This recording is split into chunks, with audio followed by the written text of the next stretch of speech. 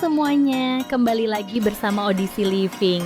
Kali ini kita mau share cara pasang wall panel Odisie di bagian atas pintu. Sebetulnya caranya sama seperti pasang panel seperti biasanya, tetapi yang membedakannya yaitu diberi list ending seperti ini di ujung wall panelnya. Fungsinya yaitu agar rongga-rongga wall panel pada bagian atas dan samping pintu tidak terlihat. Cara pemasangan listnya juga mudah, bisa memakai lem silikon atau agar lebih simpel bisa menggunakan lem tetes juga. Selanjutnya lakukan instalasi wall panel seperti pada umumnya saja. Bagaimana? Mudah bukan cara pasang wall panel Odisie? Jangan lupa subscribe channel Odisie Living. Dan jika kalian merasa video ini membantu, tolong bantu share ya. Terima kasih. Selamat menonton semuanya.